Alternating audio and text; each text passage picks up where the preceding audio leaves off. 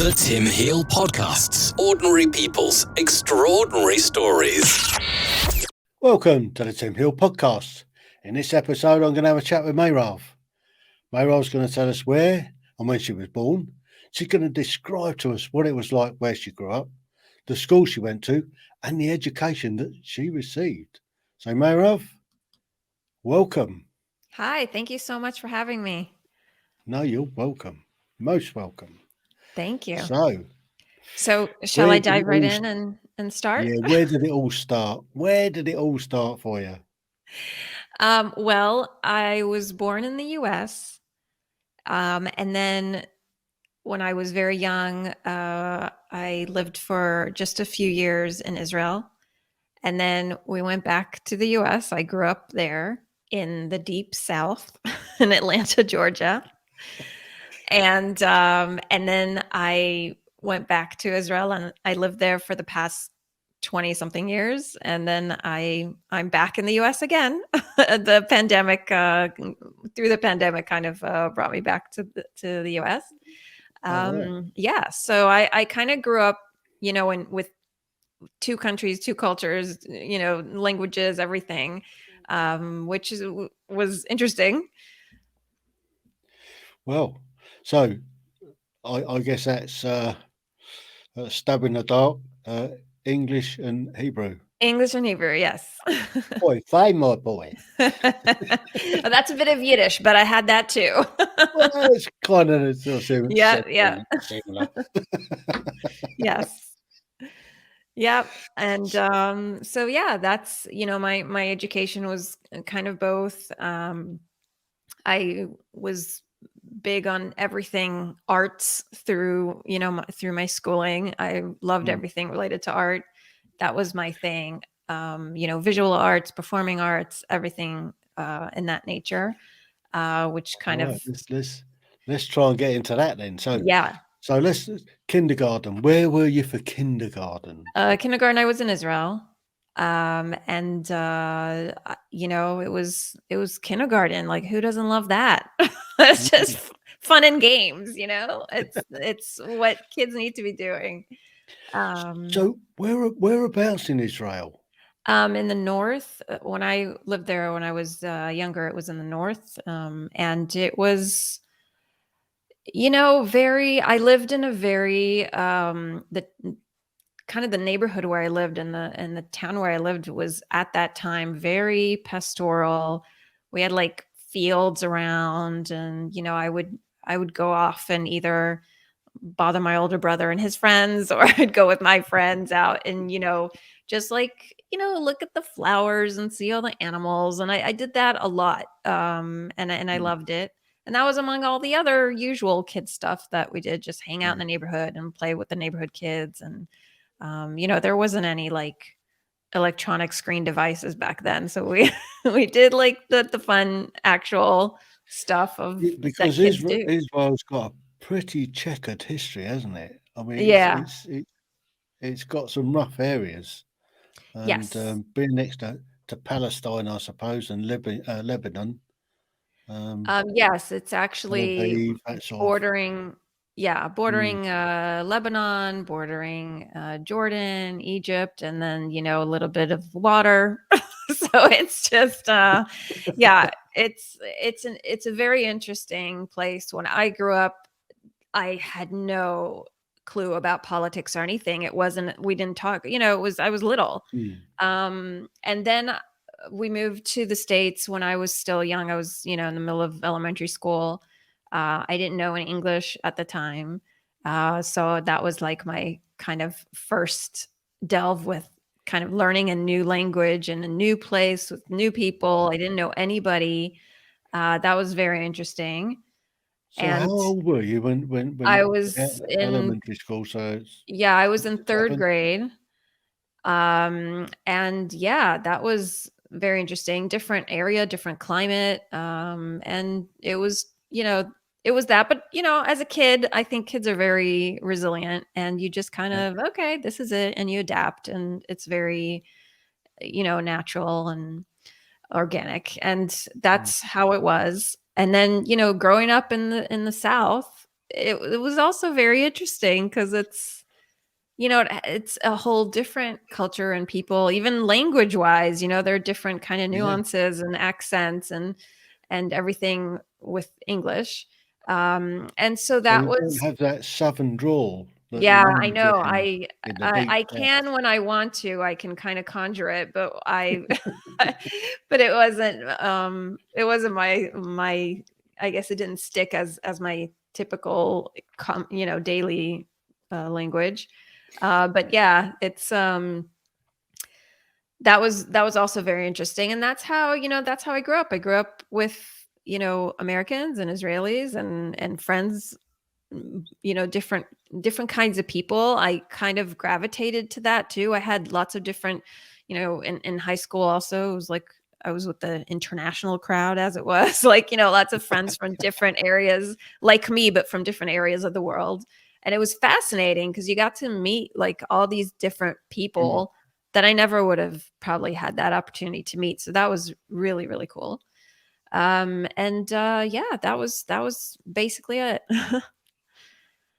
So that's goes through elementary school. So how long were you in the deep south for?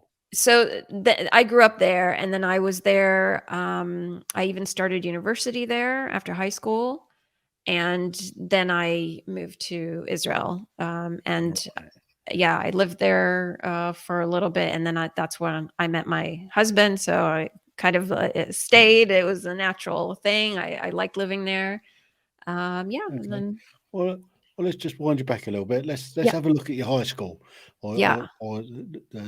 yeah. So I guess you go elementary onto high school, or is Yep. that right? Yeah. When I grew Yeah. up, it was elementary straight to high school, which is a very Okay. strange jump.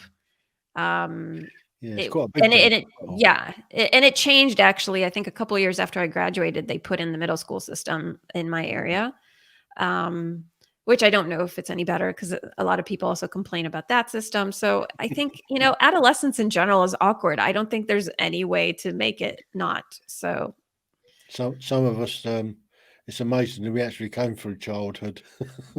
yeah, I mean, adolescence is just that's the time where everything is just, I don't know, crazy and Mm, weird and full of angst and drama and whatnot, no matter what you try to do. yeah. But you just find your people and that's, do the best you can.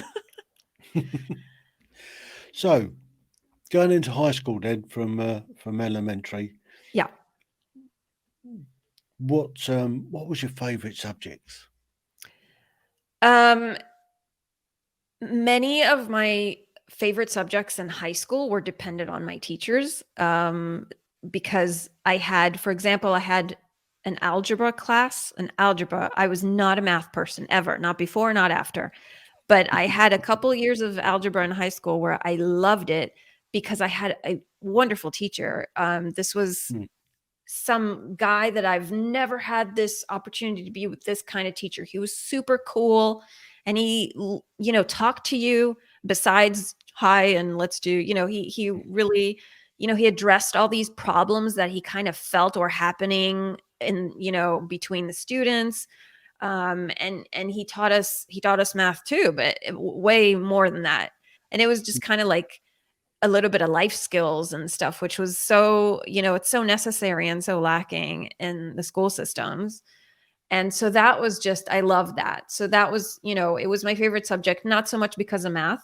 I was kind of happy to be, I felt I was more able to do it, I think also mm. because I had a good teacher and he taught us well. But besides that, I just loved the class. And then I had a few other I also had a history class that I really loved. History was just it was just really interesting. And of course, anything, all the art, all my art stuff I loved. I had an art like a visual art class, and I had kind of this drama club that I was in, and so I loved that. Well, let's just have a look at your history. What what period of history were you looking at, and what was your favourite period in history that you were learning? In world history? Well, in history, I You mean, mean in the subject history? So, yeah, yeah, I loved world history. It's one of those things that I immediately understood that we're going through it so fast just to kind of cover the subjects, but you can dive into each one, for years. But I loved it. I kind of picture Americans. I mean, history for them is like the last couple of 100 years, No, but and we had a and they course. don't really look outside of America. Yeah, so I had a course called World History. I also had American history, but I really liked world history better. Mm. Just because it was more interesting. It was more, it Yeah. was more years, more different kinds of people. We really started with like the beginning of civilization, how that started. I just thought that was fascinating. And it kind of tied in later on to what got me really interested in theater, because it's kind of like the study of people and how Mm. people live and how they get by with each other, because we're so different and so alike and so different and so alike and yet so different and so alike. It's just, and it gets, it's really fascinating to think like, wow, how did this happen, and how did these people get by with these circumstances and make these choices and have these leaders and, big world events that happen. How did they happen? And Mm. it was just fascinating. So I love that. Mm. Wow. And drama. You got Yeah. into drama, and Yeah. so that was an actual drama class, or We had a club. It was was it an after after school. It was an after after school school? thing. Yeah. Which was unfortunate. I would have loved it to be all day, every day, because that was when I finally kind of felt that I fit in with a group. Because whenever you're doing theater work, all the kind of other stuff goes out the window, because you don't need to worry about, the, popularity status and what you're wearing and all that. Like, you don't worry about that, because you're dealing with the work, you're doing, Yeah. whatever is, whatever character you're working on or whatever situation you're working on, you can't deal with all the other stuff, because it's irrelevant. And I love Mm. that. And I love that we were just finally getting to know each other as people there. And there, and we had like, jokes and all the inside things. And I love that. So that was, I really felt that was my thing. I really liked that. I loved the work, and I loved the performance part. And So did you put any plays on? yeah. What sort of plays did you put on? Were they musicals, or were they farces, or were they drama? So I was also in some stuff in elementary school. There was one big production that wasn't a production, but it was like, for me, it was a big production right before high school and elementary school we did. And I actually co-produced it with a friend. Literally, a teacher came up to us, and they were like, "Hey, can you put up this show for us?" And we did, and I loved that. I helped write it, I helped direct it, I was in it. I thought that was the coolest thing. In high school, we did proper scripted plays. So we had one drama. It was a drama comedy that we ended up going to some sort of like competition, area competition with, which was really nice. And then we did a few things for the school, for school events. But it wasn't anything major. I would have loved for it to be, Mm. much more than that. But that's what I had at the school at the time. But it was enough to get me to know that I really wanted to pursue that. Okay. And your art, what medium of art do you use? What's your favourite medium? Um, Is it painting? Is it pottery? it's Is it I sculpture? like all of them. Like, to just kind of dabble for fun. Anything would be fun. Painting, sculpture. I love that. I like getting messy with the art. It's fun. But on a day to day, I don't always have the access to it, so I sketch a lot. I just Mm. illustrate and draw. I've always done that, but I do that still. That's kind of it gets me to kind of be creative with accessible mediums. But yeah, I like all of it. Mm. So did you do any literature? Yeah, English so literature? literature in school also it got more interesting in the higher grades, because we dealt with, I guess we had more interesting content. And also there were more kind of play like text that we dealt with. Yeah. And I love that. And it was just, I just loved it so much. So yeah, literature really tied in because it got me reading plays and it got me interested in the structure of writing it and how, these ideas even come about. So yeah, I like literature too. Hmm. So moving on slightly then, um, when you graduated high school,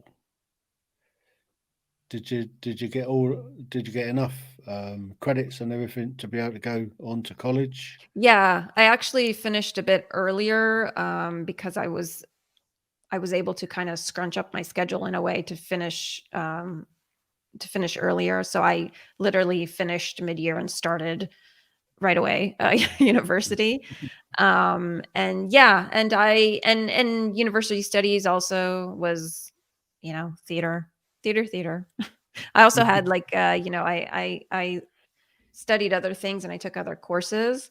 But that was when I really got into it. Mm. So that was your major then, theatre. Yeah, I had theater and also education. It was like a double. All right. Yeah. Was that double major? Yeah.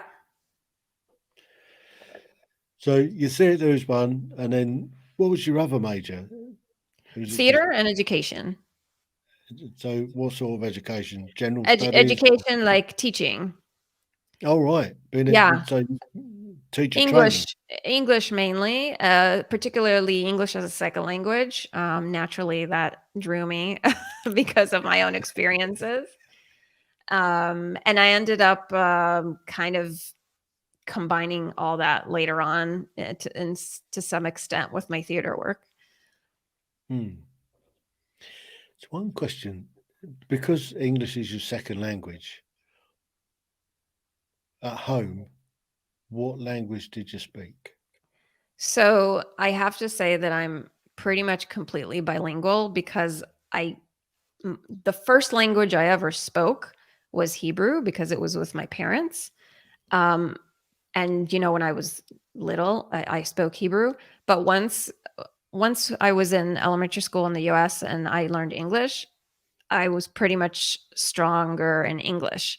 Um, so and to this day, I speak with my parents in Hebrew, but with my brother English, and I'm more comfortable with English, but I can totally, I'm also very agile in Hebrew.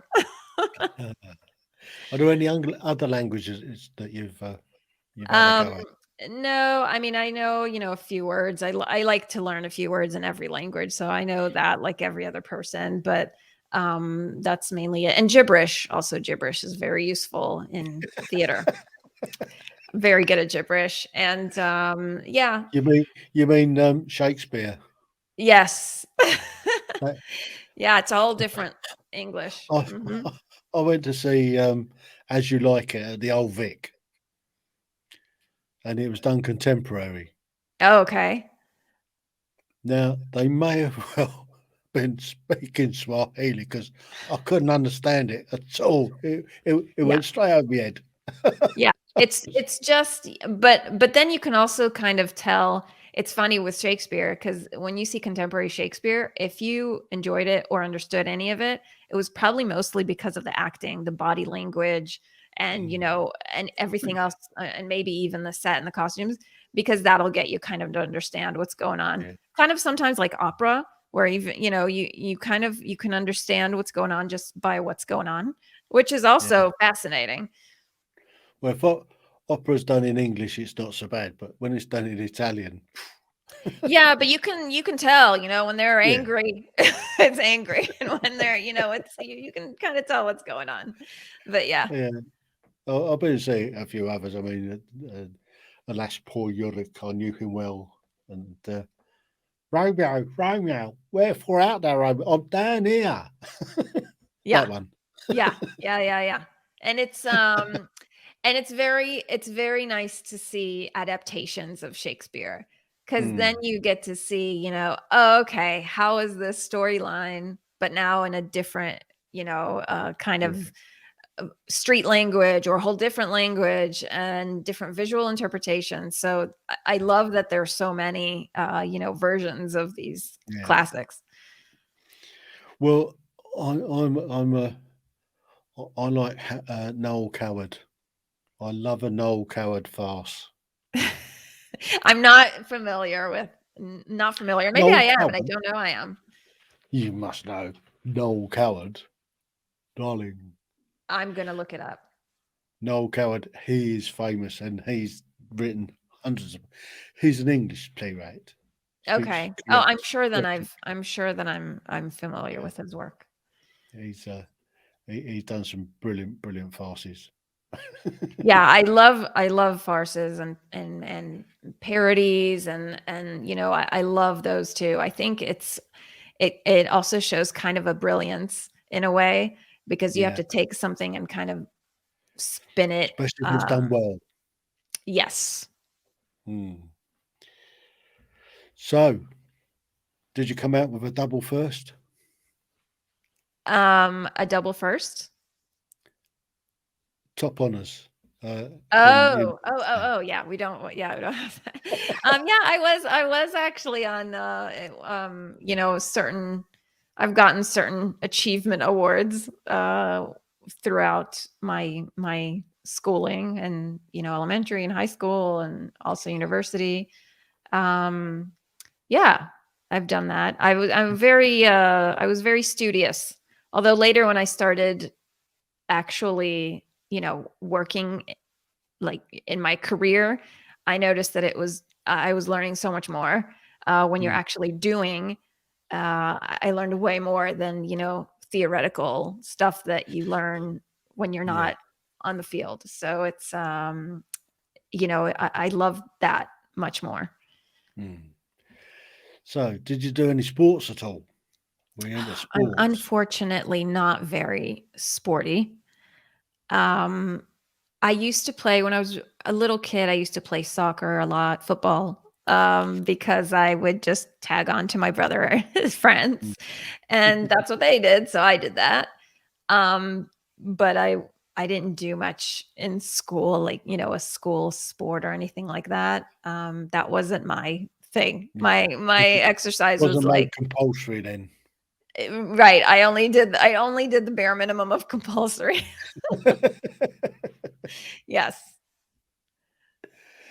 So, you graduated university college. So, Yes. what was your first job? What did you go and do?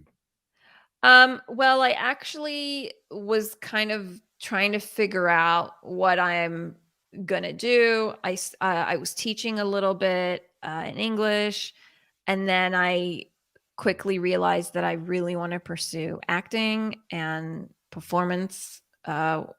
With that respect of everything that I learned, I said, okay, I gotta do that. That's my thing. So I started doing that. I was going, I had an agent, going to auditions, doing all that good stuff.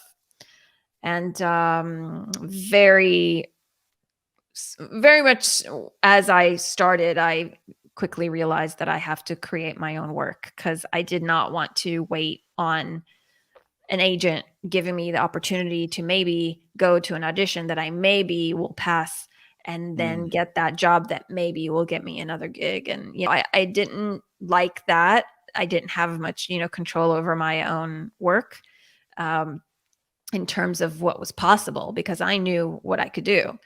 And I said, okay, I'll do the auditions thing, but meanwhile, I want to try to pursue my own stuff.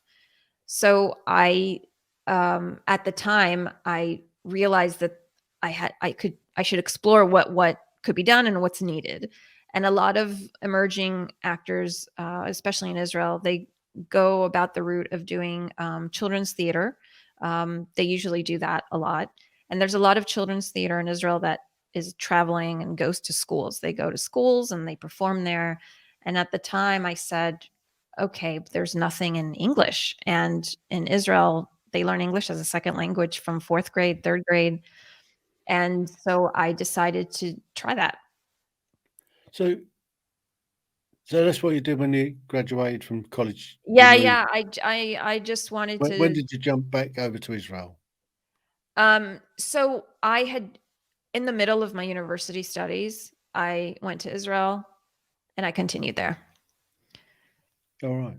Yeah. Could you do that? Pick up the same curriculum, or did you get No, the same sort of I had credits and to stuff like that? Or is change it some totally stuff different? around, but yeah, it wasn't, it's not the exact same, but I did it. I made it.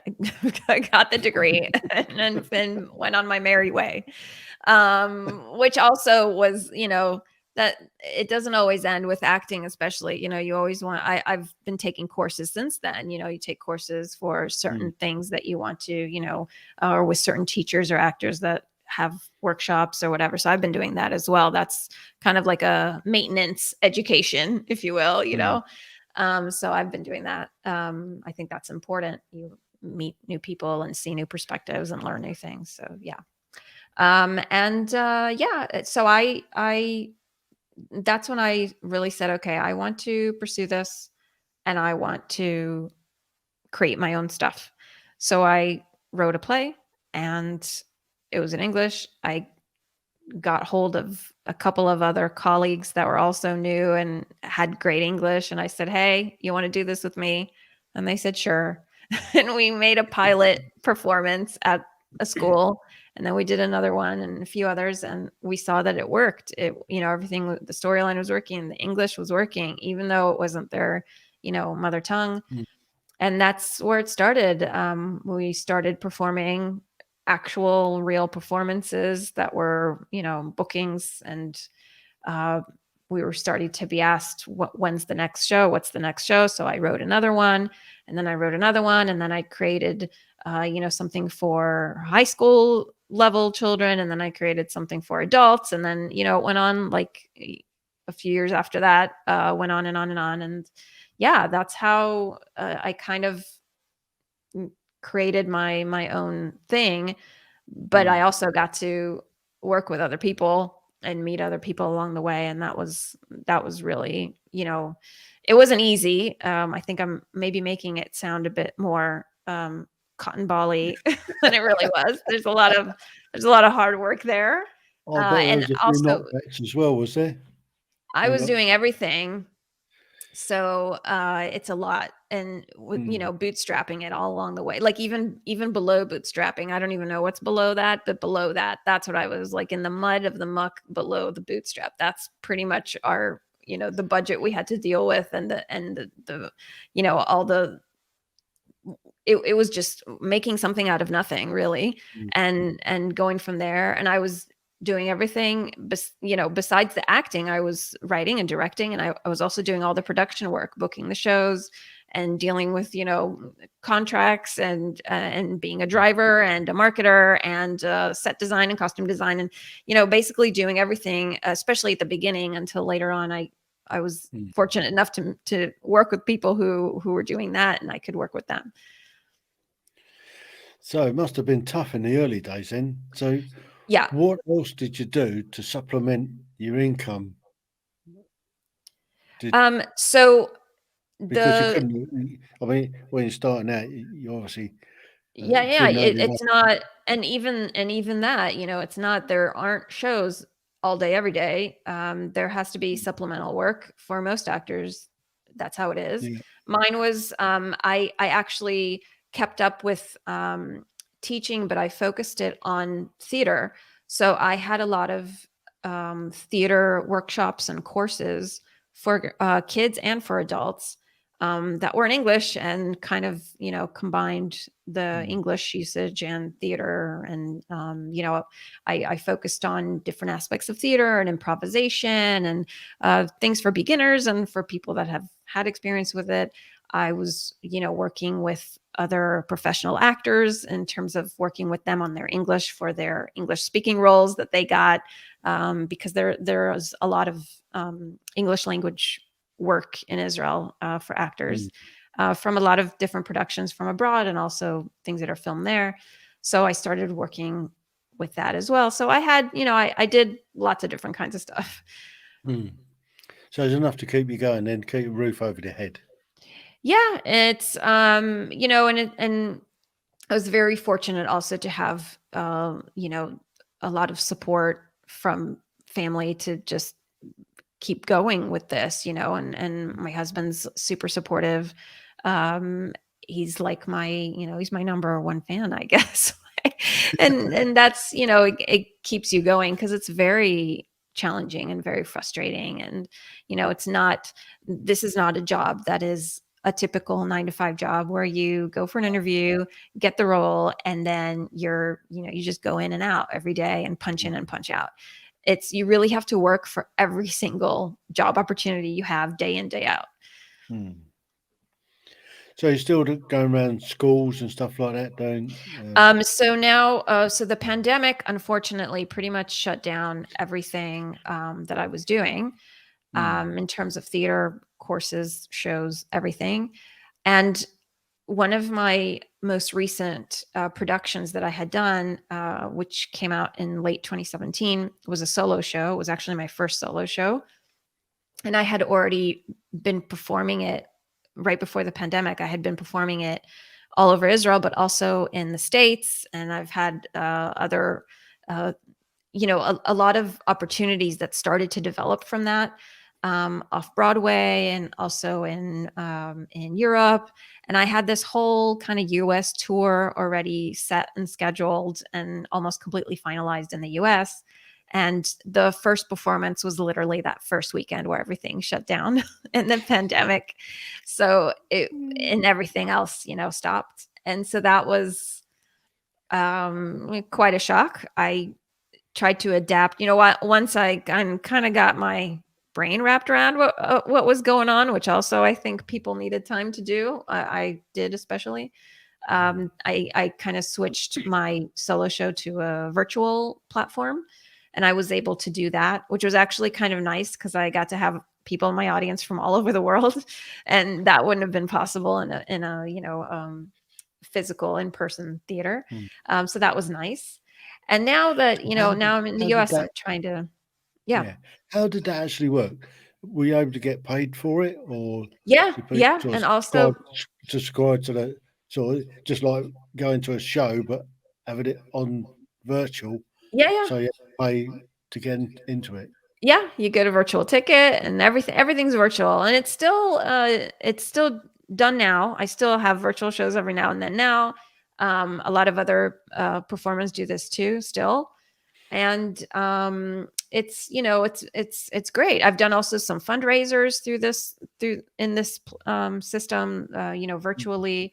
I've performed in different kinds of expos and conventions, and yeah, it's been very fascinating.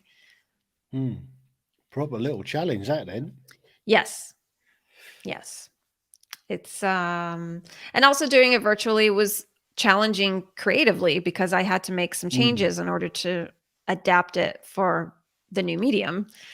So in a way that was kind of fun because I said, oh, okay, now I have to make this work without that. And how do I do that without this? And now I have this, I can use that. So, I had different options of doing things.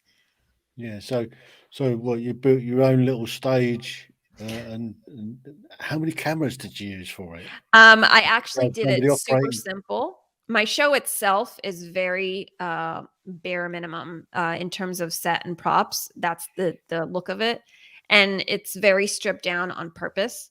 The show deals with a lot of heavy things, even though it's a comedy. But I wanted that look of just having it simple and just getting down to business and focusing on that, and not on fireworks and whatever. So that was my initial thought. So when I did it virtually, I also had it very stripped down. I had one camera. I did move around, but I had one camera. I had some of my props that I could use, but some I couldn't use because it's just, you only have this little frame. But I did utilize a lot of the technology that was now available to me. And I said, oh, okay, I could do that now. And I had a lot of new tricks up my sleeve for the performance. So that was nice. So how did you set it up? Did you sort of in a room with a camera set back, Was it one of these clever cameras that chase you around when you No, when moving backwards and I forwards, was with or myself and I didn't have, a bunch of other people in the room with me to help me. So, and this was, I started as early as the quarantine. So yeah, Mm, I just had that. And I said, okay, I'll just do it as best as I can. So I would do, most of the performance when it would be just me. I could, I could be, just me talking. I mean, it was always just me, but it was, yeah. when it's just me talking, I would be closer to the camera and it would just be, close up frame. But sometimes I'd walk and go backwards to the back, and then you could see more of me, and I could walk a little bit of pace, back Mm, and forth. You could see some movement. So yeah, I did. I did what I could with what I had. yeah. Did you And use a sometimes I also, remote mic? Do you sorry. use a remote mic on the I camera? did. I had like a neck mic, like a little lapel mic so that the sound would be good, but Yeah. I could still move around wherever I wanted to in the room. So yeah, Fascinating. yeah. And you did Just it made sure live? I had a lot of lighting because, sometimes Yeah. I did it when it was dark out and sometimes I did it when it was light out, but I had to make sure. Yeah. Mm. And it went out live, or did you record it and then? So it went out live and you were either there and you saw it or you didn't. And then I had other virtual shows where I had kind of like a mutual streaming type of thing where it was more of a discussion type of show where I would stream a previously recorded performance that I've had from an in-person show Mm, before the pandemic where there were people in the audience and everything and I was on stage, and we'd be able to talk as it was being performed in a way. We would chat, and then sometimes I would stop it in the middle to talk, or we would talk afterwards about it. So yeah, it was, I had different kinds of versions of this virtual thing. And all that said and done, it's not the same magic as being in person, of course, but no, yeah, yeah, you can't beat can't. live theatre, I don't think. Yeah, yeah. It's very, very hard. I tried my best to make it work. I've seen others do it virtually. I know others have done it virtually, and it's nice. It's not bad. It's just not Mm, the same. It's just, it's not the same. yeah, So you now haven't got the that, same atmosphere. Mm, yeah, it's inexplicable theater magic that you only know if you've mm, been, especially if yeah, you've been to a good show or good for you, where you could just feel it. There's some sort of energy there um, that is never there during rehearsals, and it's mm, never there if you're just a bunch of people gathered around with no show. yeah, It's there only when you have a good show, a good performance, and you have a good audience or an audience in general, and and you just kind of get everyone connected in that same moment in time. It's unlike anything else. audiences. Yeah. How do you find audiences in the different countries? So because Do you have a difference in American audience to an Israeli audience? So yeah, it's funny because with this particular show, it's interesting because I was able to perform it in front of the widest array of audiences that I've done. Different kinds of people, different ages of people, different cultures, languages. I performed the show in English, of course, but yeah, you kind of think, okay, not only is this, this particular show is a comedy about infertility, which is Mm, infertility is a very heavy subject and not at all funny at all, but I do it in a funny way, and so not only is that happening, but you have a lot of different people from a whole lot of different backgrounds. Some, infertility is a topic that no one even says the word, and some come from homes where they talk about it openly, and how do you do that, right? I had to kind of tackle that. How is that going to work?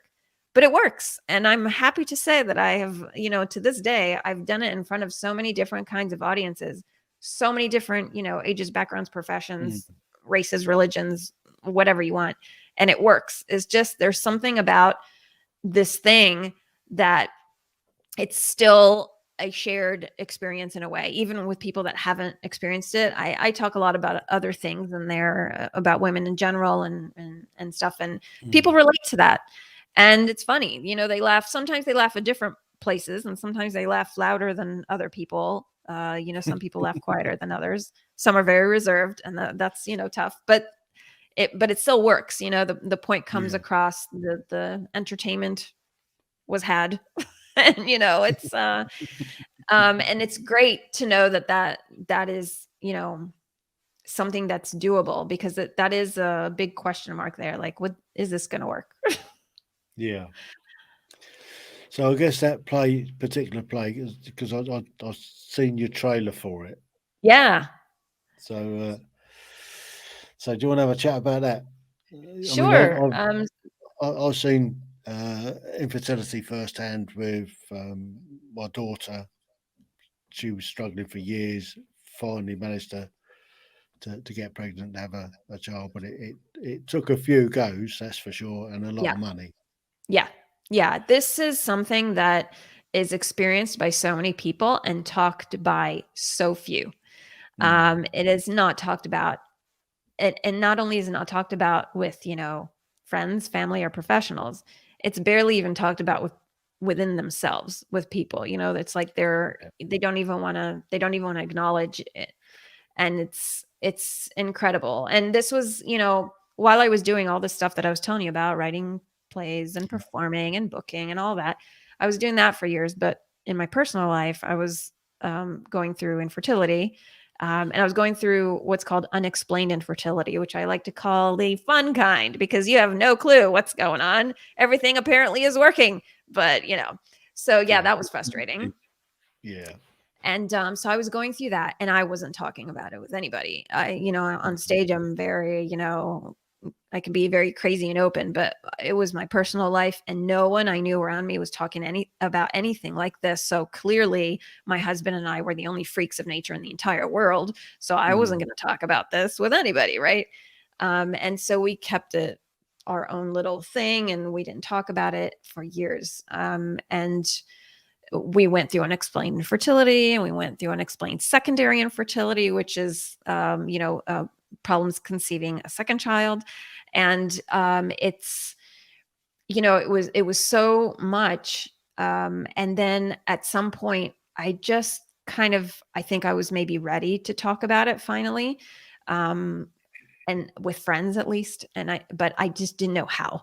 And I said, okay, I'm kind of ready. I think I'm tired of like not talking about it. And I guess I just want like people to know, just get it over with. But I don't know how am I going to say this? I don't want to start talking about this horribly frustrating, all emotions type of thing and just bawl and cry. Like, I don't want to do that. So I kind of just figured out that I could just utilize my theatrical background and do that. I said, I can do that. I can do it with comedy. I can do it with theater. That is my language. I can do that. Yeah. So I just literally invited some friends over to my house one night and said, hey, come over for cookies and hormones or something like that. And I had a few of my close friends over in my living room sitting in front of me as I was telling them everything that I was experiencing for the past so many years. But I didn't tell them like I'm talking to you as a story. I told them with silly songs and these funny characters and weird props and, and a lot of humor. And they were laughing, and it was going pretty well, I guess. And I was like, awesome. I got it out. And when I was done, it was just, I felt so, exposed. I literally said, okay, I'm done. Everybody, good night. And I opened the door, and I thought they'd just shuffle out. Yeah, we don't have to talk about this again. But they stayed, and they started talking about all these things that were related that they had gone through. And that got me really fascinated because of my whole thing with people and learning about how, what makes them tick. And I said, okay, hold on. We're a group of, alleged close friends, and we didn't know all these little details about ourselves. Why aren't people talking? Why aren't women talking about all this stuff? And that got me really interested. And my friends were urging me they were like, you have to make this one of your shows. You have to actually make this a show. And I said, yeah, but who's going to watch it? You're watching it because you're my friend and you know me. But what stranger is going to watch some strange woman on stage talking about her, reproductive issues? But I took it as like a professional challenge, a professional, like creative challenge. And I said, I'll do it. So I worked on it for about a year. I wrote it as a proper, solo show. I had an amazing dramaturg I worked with, an amazing stylist who helped me kind of conceptualize the whole look of it all. And they're really awesome. And my friends were very supportive throughout the whole thing. And I premiered this show, and I thought going into it, it was going to be a one night only event, but it just sparked this whole thing. And, people came up to me and said, this is my sister's story. This is our daughter's story. I never knew all the details, or, even medical professionals were at my show and were like, oh, we never really thought about that, and all this. It was just fascinating. And I just said, okay, now I just have to do this show. Like, I have to have everyone see this show, because this is now like a purpose to get people feeling, validated, heard, seen, to understand what others are going through. It's just, so that was kind of like my, became kind of my mission. And through that, I met people from all over the world through social media. And, I just got this amazing door opened. And I was fortunate to meet all these amazing people. And that's kind of how there was a bit more awareness worldwide for stuff that I was doing. So when I was doing virtual shows, they had the opportunity to see it. So, did you get an awful lot of pressure from your parents? When are you going to have the children? When are we going to get the grandchildren? Right. I have to say that we didn't have that much pressure, because we just kind of made it clear at first that, well, what'll happen. We kind of like steered away, changed subjects. We had our little, ways of changing the conversation. Yeah. And it was just kind of our tool, and it was fine. And we weren't really, bothered too much. We did have the occasional question from them, or a hint, or from other people around us, of course, but we kind of found our way to deal with it.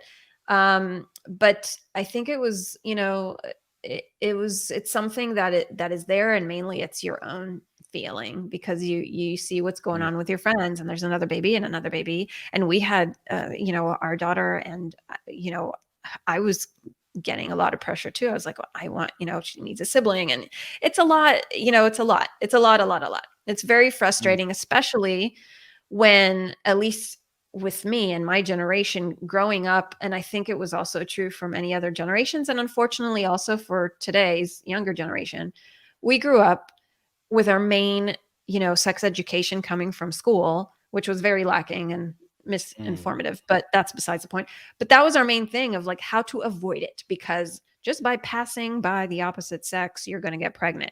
So that's basically what we knew, that it was a sure thing, that when, you're trying, it's going to happen. So when it doesn't happen, it just becomes even more frustrating. And, and then when you see other people, even if they were having trouble, but they're not talking about it, so you don't know. So it's like, oh, it came so easy to them, but it might not have. And in retrospect, when kind of came out with this show, and our other friends started talking, and we're like, what? You went through what? We didn't know, so it's interesting. So that's where you are, is it? Yeah, so that's where I'm at right now. And I'm hoping that, I think things are a little bit now getting back to normal in terms of theater in person, and hopefully I'll be able to book more shows and get that going again. Because I'm really looking forward to getting this out to, as many people. I think it does some sort of service in a way, and I'm hoping that I can continue with that. Yeah.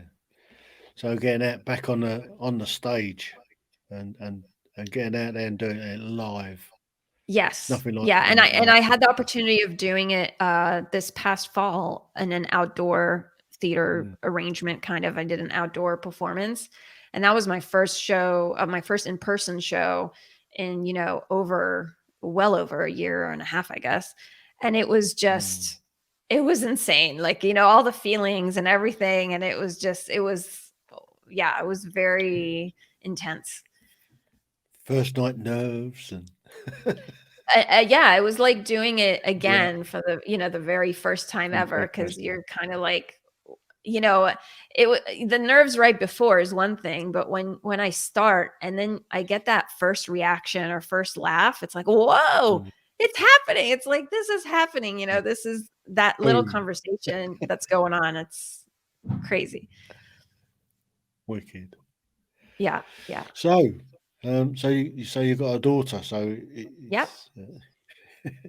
Yeah, and and I say it in the show, and we're good how we are, and it's I think there's this whole thing with infertility is so loaded, and for each person there are many similarities with people that have gone through it, and also many intricate differences, because each story is different, and some are so much more complex and insane than others. It's really like, you really do kind of appreciate, humans and people in general for thinking, just understanding, wow, just babies is just a miracle. That's just, having that happen after all that. It's, yeah.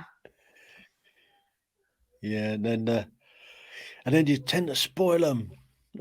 You wrap them up. It does affect the way that you parent, I think, in a way. People that have gone through infertility and people that haven't, I think the parenting is a little bit different. Not necessarily better, because there might be a bit of helicopter parenting and might be a bit of spoiling and might be, but it's stemming from that, from just all the stuff you go through, right? Like everything we do, all the choices we make stems from everything we've grown up with and our little set of circumstances. So Wow. I've enjoyed this. It's been great. Yeah. Thank you so much. Thank you so much for having me. No, I've enjoyed it.